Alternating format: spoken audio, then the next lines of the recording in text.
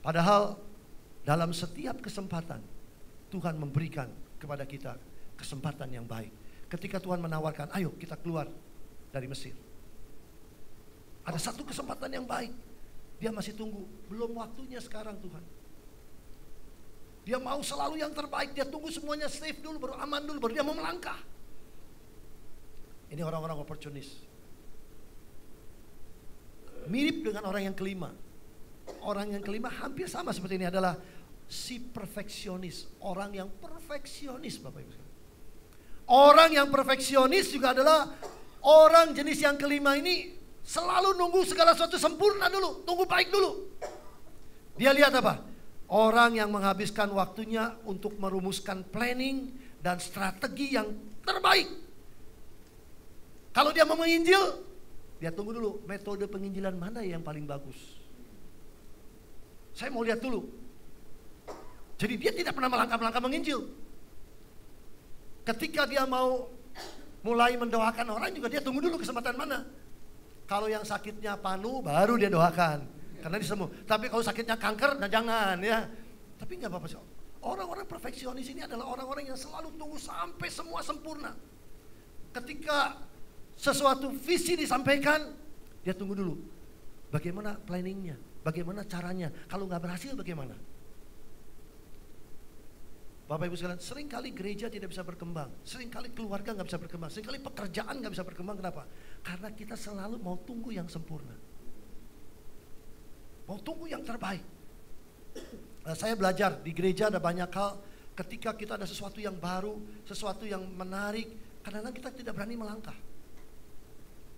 Suatu hal yang baik Bapak Ibu sekalian, ketika kita berani mulai melakukan sesuatu, kita dapat suatu visi dari Tuhan, kita lakukan sesuatu, nanti kalau memang kurang baik kita perbaiki di tengah jalan. Nah, tipe orang yang keenam. Tipe orang yang keenam ini adalah tipe orang yang ilmuwan. Oh, orang ini pinter biasanya. Segala sesuatu dia harus cari buktinya dulu. Kalau belum ada bukti nyata, dia nggak mau kerjakan. Kalau contoh di Alkitab ini kita lihat Thomas.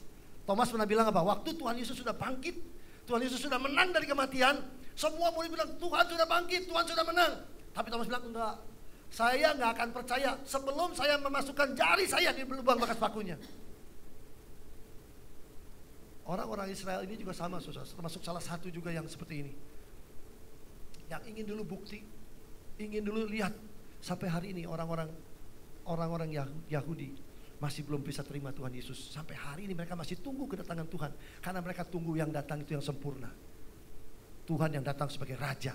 Tuhan yang datang sebagai Tuhan di atas segala Tuhan. Dan memang nanti Tuhan akan datang kedua kali sebagai Raja. Memerintah mereka. Mereka mau semuanya ada bukti. Mereka mau semuanya ada sesuatu yang mereka bisa lihat dengan nyata. Ini orang ilmuwan Bapak Ibu sekalian. Bukan tidak boleh kita punya ilmu yang tinggi. Kalau lihat segala sesuatu, lihat dulu. Wah, ini nggak teologi ya. Kalau nggak teologi nggak boleh diterima. Ada gereja-gereja Bapak Ibu sekalian yang tidak mengizinkan kalau orang awam berkhotbah. Harus dia punya latar belakang sekolah Alkitab. Ada gereja-gereja yang tidak bisa menerima kalau ada orang awam yang tidak punya latar belakang sekolah Alkitab, dia tidak akan pernah bisa naik di atas mimbar. Dia tidak boleh khotbah di atas mimbar. Karena mereka mau apa? Mereka mau supaya orang ini harus lulusan teologi. Dalam pelatihan Excellent Servant Camp yang kami lakukan saat ini, saya bersyukur sekali Bapak Ibu. Saya dengan istri Tuhan berikan masuk dalam satu pelayanan yang sekarang ini Tuhan buka. Bukan cuma hanya lintas denominasi, tapi juga lintas tembok gereja Bapak Ibu. Sekarang ini kami melihat pelatihan ini sedang Tuhan pakai dengan luar biasa. Kami bukan cuma hanya bisa masuk ke Indonesia, tapi kami juga bisa masuk sampai ke Malaysia, sampai ke Brunei. Belakangan ini Tuhan buka pelayanan yang luar biasa. Dalam salah satu pelatihan di ESC ini, Excellent Servant Camp, ada seorang hamba Tuhan yang dari latar belakang teologi yang cukup kuat. Dan beliau ini dari gerejanya gereja Protestan, yang gak gampang terima pengajaran. Waktu ESC ini dia undang beberapa teman-temannya, semua angkatan sekolah Alkitab yang sama dengan dia.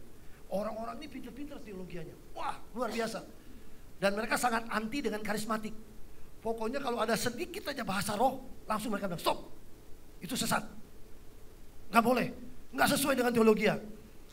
Jadi waktu kami ngadakan khusus buat di kalangan gerejanya dia undang teman-temannya, saya udah dipesan-pesan, tolong ya, jangan ada bahasa roh. Pokoknya nggak boleh ada glosolali, penyembahan dalam roh, jangan, karena mereka anti sama sekali. Dan betul Bapak Ibu sekalian, waktu kami sampaikan pengajaran-pengajaran, beberapa teman-teman teologianya dia dari sekolah ini, dia bilang pengajaran yang ini teologianya nggak bagus, yang ini kurang, yang ini kurang. Jadi semua khotbah yang bagus, semua seminar yang bagus, dia bilang selalu akhirnya kurang teologis. Tapi saya bersyukur, yang luar biasa apa? Salah satu yang sudah breakthrough ini, hamba Tuhan yang sudah breakthrough, dia bilang begini, bapak-bapak, dia bilang ibu-ibu, kan itu teman-teman ikut, kalau ikut dalam training semacam ini, mari kita lepaskan dulu teologi semua. Tapi yang paling penting buka hati. Kalau kita nggak buka hati, sebagus apapun pengajaran itu, kita nggak mungkin bisa berubah. Mari kita lepaskan teologi kita lepaskan gelar kita lepaskan jabatan kita belajar. Dia katakan, saya baru mengalami sesuatu yang luar biasa ketika saya ikut camp ini. Dia bilang, saya lupakan siapa saya gembala sidang, saya pastor. Tapi waktu saya ikut camp, saya buka hati. Dan waktu saya buka hati, saya melihat Tuhan menembus hati saya. Dan pikiran saya pun ditembus oleh Tuhan. Dan saya dapat berkat, dan saya mengalami perubahan. Dan Bapak ini salah satu sekarang yang jadi pendorong, penggerak. Saya cukup kaget karena beliau ini seorang yang dari Protestan latar belakang yang cukup kuat. Dan orang pintar, S2 di teologianya. Dan sekarang dia sedang mau bawa, Pak, kita masuk ke sinode saya. Lalu yang kedua dia bilang, Pak, saya punya beban, kita masuk sekolah-sekolah. Kita masuk guru-guru. Kalau guru-guru bertobat, kalau guru-guru diubah Tuhan, maka murid-murid akan diubah Tuhan. Kalau murid-murid diubah Tuhan, Indonesia berubah. Jadi dia punya satu tujuan. Jadi saya sangat semangat sekali Bapak Ibu sekalian. Kami menamakan diri Bless Bandung Partnership. Jadi kami ingin memberkati kota Bandung. Kami ingin memberkati Indonesia. Kami ingin memberkati dunia ini. Dia bilang, mari kita buka hati. Ketika hati kita dirubah, saudara, ketika Tuhan datang di tengah-tengah dunia ini, dia melakukan pelayanan yang pertama. Yang Tuhan tuju bukan pikiran kita, adalah hati kita. Yang dia selamatkan adalah pusat hidup kita, hati. Sudah berapa banyak orang yang hidup dengan kepandaian yang luar biasa, tapi hati nuraninya nggak ada. Indonesia nggak kurang orang pintar Bapak Ibu sekalian. Di Indonesia itu ada begitu banyak orang pintar, tapi sedikit orang pintar yang punya hati nurani. Itu sebabnya kenapa negara Indonesia sulit maju. Mereka pintar, mereka luar biasa, tapi mereka nggak punya hati nurani. Itu sebabnya mereka korupsi pun nggak malu, nggak takut. Mereka melakukan perkara-perkara yang macam-macam pun mereka nggak takut lagi, nggak punya perasaan lagi. Kenapa? Karena nggak ada hati nurani. Nah di dalam camp ini kita diajarkan bagaimana menghidupkan hati nurani, menghidupkan integritas, menghidupkan bagaimana kita memiliki hati yang seperti hati Tuhan Yesus. Ketika hati kita diubah oleh Tuhan, maka pikiran kita akan dirubah. Ketika pikiran kita dirubah, maka tindakan kita akan berubah. Tindakan kita akan memberkati banyak orang. Jadi Bapak Ibu sekalian, mari ketika kita mau buka hati, Tuhan akan mengubah hidup kita. Tuhan akan mengubah paradigma kita. Tuhan akan mengubah visi kita. Tuhan akan mengubah bagaimana misi kita. Ketika hati kita terbuka di hadapan Dia. Saya bersyukur sekali ketika camp ini diadakan, padahal cuma hanya 1 malam 2 hari. Tapi itu mengubahkan banyak orang. Banyak karakter dirubahkan oleh Tuhan. Kemarin sempat saya singgung pada hari Jumat, bahwa skill, karisma, kepandaian seseorang itu cepat bisa bawa naik kita ke atas. Tapi hanya karakter yang bisa mempertahankan kita tetap di atas. Ada banyak pemimpin-pemimpin yang begitu pandai, begitu hebat, begitu luar biasa. Ada banyak hamba-hamba Tuhan yang begitu pintar, begitu hebat, begitu luar biasa, punya karisma. Tapi hari-hari ini mereka sedang jatuh. Kenapa? Karena mereka nggak punya karakter Kristus di dalam hidup mereka. Jadi karakter itu begitu penting. Hari ini di Indonesia sangat dibutuhkan karakter. Bahkan saya pikir bukan cuma hanya Indonesia, tapi dunia ini butuh orang-orang yang punya karakter Kristus. Dan Tuhan pada waktu membawa bangsa Israel ini keluar dari Mesir, kenapa hanya Kaleb dan Yosua yang dipilih oleh Tuhan? Karena mereka punya karakter Allah. Waktu dia lihat tantangan, waktu dia lihat persoalan, dia ingatkan kita kepada visi yang Tuhan mau bawa. Kaleb dan Yosua berdiri lawan 10 orang. Memang minoritas. Tapi 2 orang ini mempengaruhi 10 orang yang lain. Dan seluruh bangsa Israel bilang, tidak, kita harus maju. Karena apa? Karena Tuhan sudah menyerahkan tanah Kanaan ini untuk kita. Sekalipun semua orang bilang gak mungkin, susah, banyak raksasa di sana. Tapi Kaleb dan Yosua punya karakter Kristus, punya karakter yang luar biasa. Dia adalah leader, dia adalah pemimpin yang hebat. Itu sebabnya hanya mereka berdua yang bisa masuk tanah Kanaan, saudara sekalian. Kenapa? Karena mereka punya karakter dan sifat Kristus dalam hidup mereka. Mereka tidak takut tantangan. Mereka tidak takut persoalan. Dia tahu memang ada raksasa. Tapi bersama dengan Yesus, raksasa-raksasa kehidupan bisa dikalahkan. Yang terakhir adalah tipe orang yang gampang kapok. Gampang kapok, Bapak Saudara. Orang yang gampang kapok tuh gini. Dia berani coba. Tapi begitu sekali dia coba, gagal. Dia nggak mau coba lagi. Tuh kan? Saya kan udah bilang. Saya kan udah bilang susah. Saya kan udah bilang nggak mungkin. Saya kan udah bilang jangan. Ketika kamu coba gagal, ya udah. Dan dia nggak mau coba lagi. Dan sejak itu dia kapok. Dia tutup hatinya. Dia nggak mau coba lagi. Berapa banyak saudara sekalian? Ketika di dalam kehidupan kita, di dalam pekerjaan kita, Bapak Ibu mencoba satu pekerjaan lalu kemudian gagal. Tuh kan, saya udah ngomong gagal percuma. Lalu dia nggak mau coba lagi dan dia tidak mau terus lagi. Di dalam pelayanan juga sama Bapak Ibu sekalian. Di dalam penginjilan kadang-kadang kita dalam penginjilan sudah banyak begitu tantangan. Ketika kita mencoba sekali gagal, coba lagi, coba lagi. Jangan mudah menyerah. Nah, itu sikap Tuhan. Kalau kita lihat kekristenan dari sejak awal itu dihambat. Kekristenan dari sejak awal itu sulit dan tidak mudah. Kalau saya saksikan pertama kali Bapak Ibu sekalian, ketika kita mencoba ESC yang pertama, sulit sekali. Saya mau masuk ke gereja-gereja itu susah sekali. Berulang kali. Dari Bless Indonesia Partnership minta, saya nggak mau dia bilang interdenominasi. Saya maunya adalah langsung ke gereja lalu kemudian dibimbing. Karena mereka pengen ingin lihat hasil. Dan memang kalau satu gereja lokal diadakan ESC itu sangat menarik. Karena terjadi pemulihan di situ dan kemudian ada suatu spirit semangat yang terbuka dan mereka bisa terobos masuk. Dan saya melihat itu terjadi berulang kali. Tapi untuk masuk pertama kali Bapak Ibu sekalian banyak hamba-hamba Tuhan yang sulit. Saya nggak tahu ini model barang baru apa ini, pengajaran aneh-aneh apa lagi ini. Setelah mereka dengar ada wanita bijak, ada dengar pria sejati, sekarang ada dengar excellent servant camp. Apa ini model apa lagi? Kami nggak mau coba dulu sebelum kami tahu. Jadi waktu saya diminta tolong untuk masuk gereja, saya bilang jangan dulu masuk gereja karena sulit. Karena pastor-pastor belum terbuka, gembala-gembala belum terbuka, majelis belum terbuka. Jadi saya adakan dulu interdenominasi. Setelah kita ngadakan setahun yang lalu, interdenominasi Bapak Ibu baru Tuhan buka. Mereka yang ikut ngalami, lalu cerita, datang ke gerejanya, cerita ke pastornya, bagus, coba kita masuk semua. Dan akhirnya Bapak Ibu sekalian, tahun ini, di awal tahun, padahal tahun lalu saya mau ngadakan satu tahun cuma bisa 5-6 kali saja. Tapi tahun ini, bulan Januari saja, tanggal 3 Januari, kita masih mau libur sebetulnya, tapi Tuhan sudah buka. Sekolah, gereja-gereja minta. Sehingga bulan Januari kami mengadakan 4, bulan Februari ada 5. Tapi saya udah perlu tinggalin. Maret, April itu sudah banyak yang minta. Dan gereja-gereja yang mengadakan ini Bapak Ibu sekalian, saya melihat mereka luar biasa mengalami perubahan-perubahan yang dahsyat. Sampai seorang hamba Tuhan bilang begini, Pak, saya sendiri nggak mungkin berani mengatakan hal-hal itu. Tapi saya bersyukur karena Bless Bandung Partnership mengadakan ini. Sekarang pengurus-pengurus saya terbuka. Lalu istrinya maju.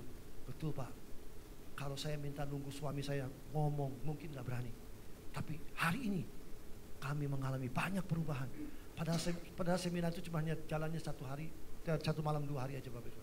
Terjadi perubahan di sekolah semak BPK. Kepala sekolah sampai berkata, saya bersyukur sekali karena saya mau bicara sama guru. Sulit sekali. Guru-guru sudah sekian tahun. Mereka akan mengadakan guru BPK tuh, jangan Bapak pikir guru-guru sekarang sulit di Indonesia. Untuk sekolah-sekolah internasional seperti BPK, guru-guru hidupnya enak kok. Nggak susah seperti dulu. Bayangin, waktu saya mau mengadakan ESC, mereka tanya dulu, tempatnya di mana? Mereka survei dulu. Wah kurang enak, dia bilang. Saya bilang, kalau ESC nggak boleh enak-enak. Karena kita mau bikin karakter mereka berubah. Jadi jangan kasih yang nyaman-nyaman. Lalu makan paginya apa? Roti. Dia bilang, rotinya harus apa? Roti boy. Waktu saya bilang, nggak ada roti boy, saya bilang di ESC.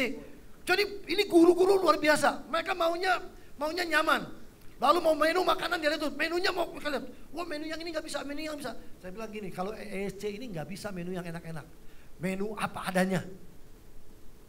Wah itu luar biasa Bapak Ibu sekalian. Waktu pertama kali kami mau adakan saja, mereka tanya dulu, boleh nggak izin? Saya mesti ngajar.